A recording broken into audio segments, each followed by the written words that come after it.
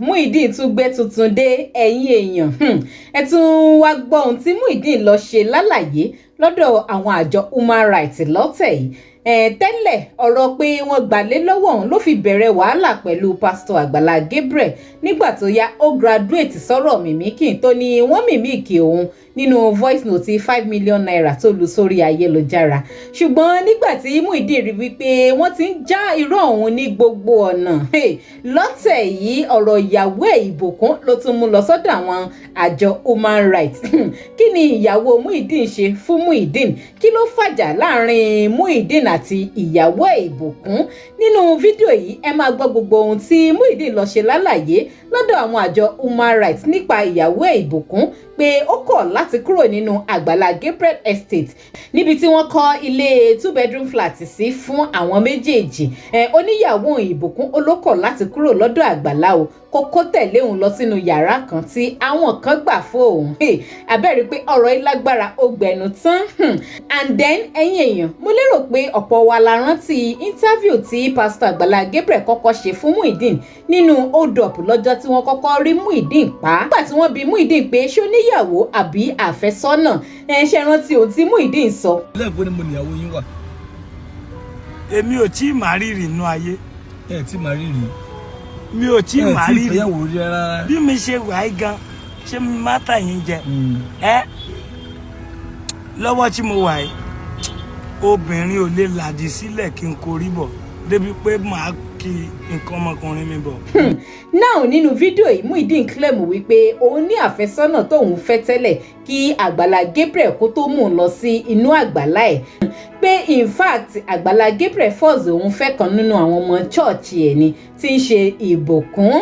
ọ̀rọ̀ yìí lágbára ó gbẹnu tán ẹ̀yin èèyàn ọ̀rọ̀ Muyideen níbi tó ń bá ọ̀rọ̀ ẹ̀ lọ ibi tó ń drag issue lọ pẹ̀lú Àgbàlá Gabriel kò tí ì yé mi àmọ́ èmi mọ̀ wípé bó pẹ́ bóyá ọ̀rọ̀ á padà sọ̀ra ẹ̀ gbogbo ẹ̀yin tẹ̀sẹ̀ wá darapọ̀ mọ́ ìkànnì DigiNaija television ẹ máa bá mi click lórí subscribe and follow button tó wà lójú ìwòran yín kẹ̀sì máa bá mi like and share ètò yìí torí ọ̀rọ̀ Muyideen àti dragging pásítọ̀ Àgbàlá Gabriel tó ń drag wọn lọ́tún lọ́sì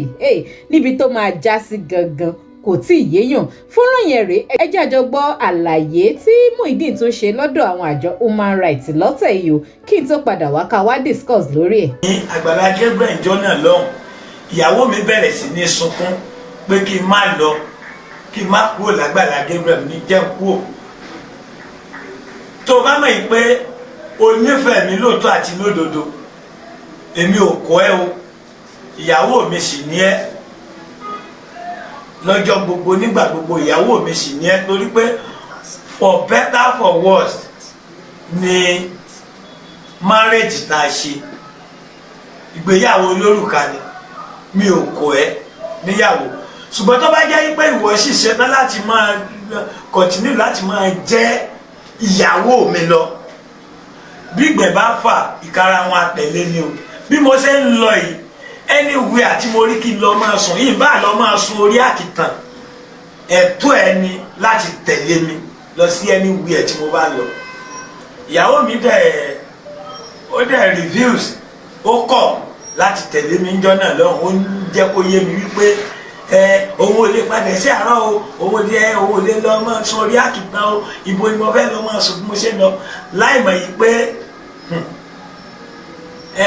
àtòrí ìkànṣe kan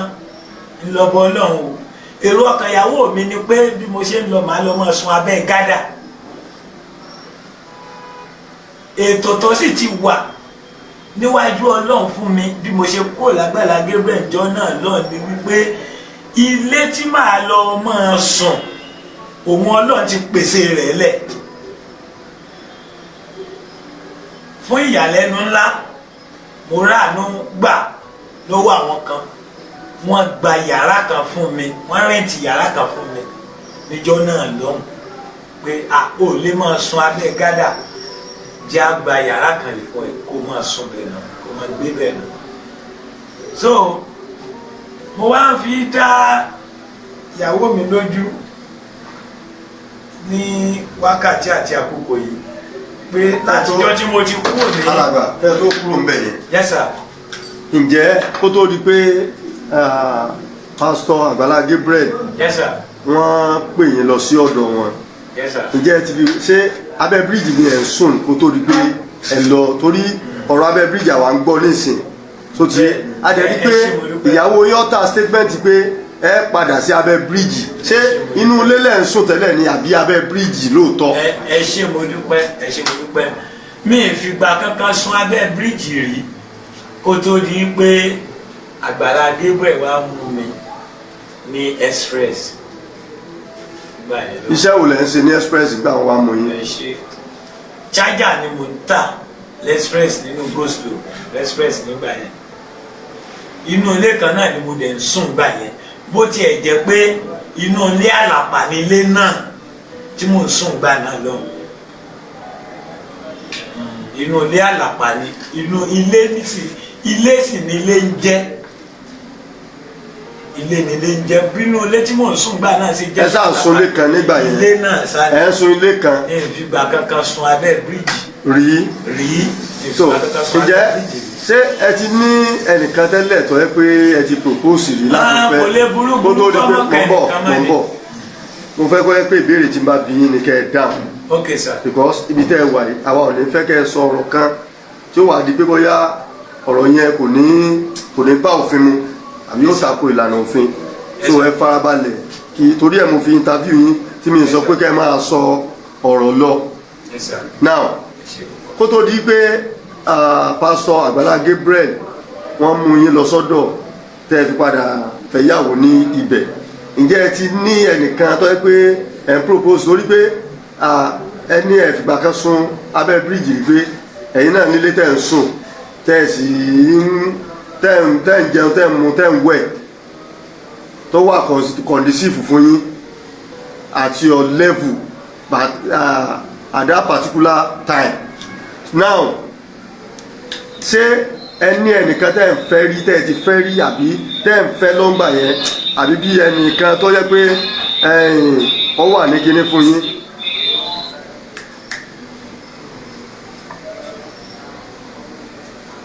ẹ dá wa lóhùn. níwájú Ọlọ́run àtèèyàn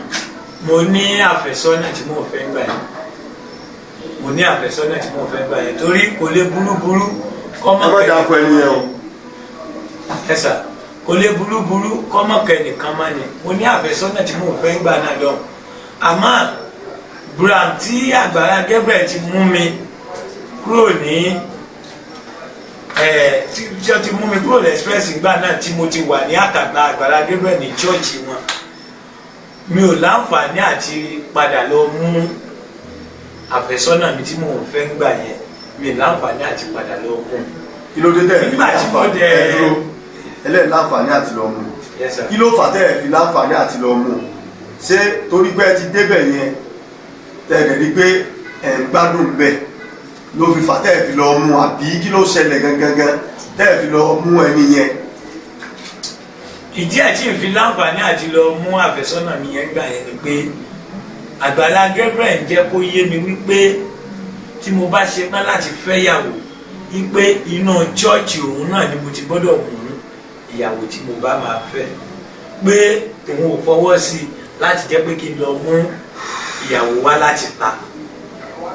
torí mo jẹ́ kó yé Àgbàlá Gabriel gbà náà lọ pé mo ní àfẹ́sọ́nà tí mo fẹ́ tẹ́lẹ̀ o kẹ́ tó mú mi wá sí inú chọ́ọ̀chì ọ̀dọ̀ yìí so wọ́n dẹ̀ ní àwọn fọwọ́ sí kí n mú ìyàwó kankan wá láti ta pé inú chọ́ọ̀chì àwọn náà mo ti gbọ́dọ̀ mú ìyàwó tí màá fẹ́ so báyìí yẹn sì jẹ́ nìyẹn. now kó yé ìyàwó mi ní wákàtí àti ọ̀wọ̀ yìí ni pé níwọ̀n àgbà tí èmi ò ti kọ ìyàwó mi lẹ̀ tó bá jẹ́ pé ní tòótọ́ níyàwó mi sì nífẹ̀ẹ́ mi tó sì rẹ́dì láti máa fẹ́ mi nìṣó anywhere tí mo bá ń gbé ìyàwó mi gbọ́dọ̀ kó wá bá mi ń bẹ̀ tí mo fẹ́ báyìí ni pé kíyàwó mi kó kúrò ní Àgbàlá Gabriel kó kúrò bẹ́ẹ̀ kó wá kó bá mi nílé ibi tí mo ń gbé báyìí bó tiẹ̀ jẹ́ pé yàrá kan. abẹ́rìí wípé ọ̀rọ̀ ìlágbára ó gbẹnu tán ṣé kìí ṣe wípé àwọn àáfàá ti promise Muyideen níyàwó pẹ̀lú gbogbo ohun tó ń fi ilẹ̀ lọ́dọ̀ àwọn àjọ human rights ṣé kìí ṣe wípé ejò lọ́wọ́ nú pé Muyideen ti ṣetán láti fẹ́ yàwó mi tó jẹ́ mùsùlùmí torí obviously ó ṣàmọ̀ wípé ìbùkún kì í ṣe mùsùlùmí kírísítẹ̀nì kò sì sí bóun ṣe fẹ́ ṣe tí ìbùkún fi fẹ́ fi convert sínú ẹ̀sìn Islam tóun sìn ṣé kìí ṣe pé wọ́n ti promise Muyideen níyàwó tó wá wò wípé ọ̀nà wo ni òun ṣe fẹ́ fi yọ ara òun nínú court wedding tóun ṣe pẹ̀lú ìbùkún ló jẹ́ kó gbọ́rọ̀ ìbùkún wá sọ́dọ̀ àwọn àjọ human rights sódà àgbàdì táyì tó bá máa fi di gbàgbós ìbùkún ò lè jáwèé fún ṣé ìṣe pé èdè ń gbìyànjú láti manipulate ọ̀rọ̀ yìí ni kó bàa lè favour ẹ̀ ọ̀rọ̀ yìí lágbára ó gbẹnu tán o ẹ̀yin èèyàn ọ̀rọ̀ Muyideen rí gbogbo lámbà tí Muyideen jù lẹ̀ lọ́dọ̀ àwọn àjọ human rights èmi ò rí ibì kankan tí ọ̀rọ̀ yìí á ti favour ẹ̀ o mi ò rí ibì kankan tó ti ń sọ òótọ́ nínú ẹ̀ Muyideen tó claim nínú hold up lọ́jọ́ yẹn wípé òun ò níyàwó tán bá ń tẹ̀ bóbìnrin bá làdílẹ̀ fún gan òun ò ní wo bẹ̀ òun ló wá ń lẹ́nu ọ̀rọ̀ wípé obìnrin rọ̀gbà yí òun ká ejò lọ́wọ́ nú nínú ọ̀rọ̀ Muyideen yìí èmi sì mọ̀ pé bó pẹ́ bóyá ṣe ọ̀rọ̀ á mà padà sọ́ra ẹ̀ èèyàn ká tó máa lọ lórí ètò lọ́tẹ̀ yìí ẹ já lọ wo kọ́mẹ̀ntì táwọn èèyàn drop sọ́ndà fídíò yìí ká tẹ̀ ka kọ́mẹ̀ntì kan sí méjì kọ́mẹ́ntà kan Roscoe ó ní Muyideen ẹnu já wáyà ask for divorce ọ̀lẹ́ olè bàbá olówó ìsọnù àbí náà tí Muyideen bá mọ̀ pé àwọn àáfàá ti promise òun níyàwó tí òun ti rẹ́ni tóun fẹ́fẹ́ nínú mọ́ṣáláṣí wáì tí ò jáwèé fún ìbùkún kó jẹ́ kí ìbùkún máa bá tiẹ̀ lọ àbí èwo ni àbùdọ̀ máa gbọ́ ẹjọ́ wá sí ọ̀dọ̀ àwọn àjọ human rights nígbà tí ìṣe wípé bóyá tán níta àbí ṣe bóun fúnra ẹ̀ gan sọ wípé obìnrin rọ̀gbà yí òun ká kó divorce ìbùkún kó jẹ́ kí ìbùkún máa lọ wọ́n ní kó jẹ́ oní eegun ni wọ́n ní òjúlẹ̀ olẹ́ran díẹ̀ wà ń bẹ̀ kí ló fẹ́ gangan kò tí ì yé mi ó lágbára lára Muyideen o. black commenter Aminu Sherifat Olóruntóyìn ó ní go and get another wife so far you have a lot of women running after you àbí ṣe bóun tí mo wí náà sì nìyẹn nígbà tó mọ̀ pé òun ní obìnrin tó pọ̀ tí wọ́n ń sátẹ̀lé òun káàkiri wáyé tí òun wá ń sátẹ̀lé bùkún ṣé ká nífẹ̀ẹ́ náà ló tó bẹ́ẹ̀ ni àbí ó kàn try láti get back sí Àgbàlá Gabriel láti ọ̀dọ̀ ìbùkún ọ̀rọ̀ Muyideen ṣá ojúmọ́ kan ètè kan ni. Ṣẹ́gun Ọládélé ó ní you can go to court for separation àbí it's as simple as that ó lágbára o. Babalọ́lá ní ọkùnrin yìí ò gbádùn rárá àfi ibi sí olóore honestly speaking Ọlọ́run ó jẹ́ kí èmi gan wá máa ní èrògbà pé Pastor Gabriel ṣe mistake pẹ̀lú bí wọ́n ṣe ṣoore fún Muyideen torí ọ̀rọ̀ Muyideen gan ni ká máa pè ní wàhálà after wàhálà after wàhálà tí ò lè tán lẹ̀ òun lọ̀rọ̀ Muyideen lọ́rùn Pastor Àgbàlá Gabriel sincerely speaking. Another commenter Yusuf Bọ́láńlé ó ní aláìmoore ojú máa tó já ẹ ìyàwó ẹ ò lè wá kó bá ẹ torí olórí burúkú ni ẹ má kó orí burúkú bá ọmọ ọlọ́mọ. Abẹ́rẹ́ pé ẹni yìí violence child ni o èpè ńlá ló fi ránṣẹ́ sí Muyideen o ó lágbára ẹ̀yin èèyàn kí ló opinion ti yín lórí ọ̀rọ̀ Muyideen tó tún gbéyàwó ẹ̀ lọ́dọ̀ àwọn àjọ human rights kí ló fẹ́ kí àwọn àjọ human rights ó ṣe fún Bùkún ṣé kí wọ́n force Bùkún pé kó máa kó tẹ̀lé ni báwo lè yóò ṣe rí 2 bedroom flat nílẹ̀ tí ó wàá sọ wípé yàrá kan lókù tóun fẹ́ máa gbé beside yàrá kan yẹn gan sef kì í ṣe òun kì í ṣe Muyideen fúnra ẹ̀ ló san owó yàrá kan yẹn káàtẹ̀ sọ pé wọ́n sanwó ọdún 10 fún bíbẹ̀ tó wọ ọdún 10 yẹn bá dìú ta ló máa continue láti máa san ó lágbára ò Muyideen ṣá ọ̀rọ̀ ẹ̀ kéèyàn ó ṣàfisẹ́nu kó dákẹ́ ni ẹ máa bá mi fọ opinion ti yín sí comment ẹ̀yin èèyàn ẹ sì má gbàgbé láti máa bá mi click lórí subscribe and follow button tẹ́ ń wò lójú ìwòran yín kẹ̀sì máa bá mi share ètò yìí kó máa lọ lórí ayélujára títí dìgbà míì ire o.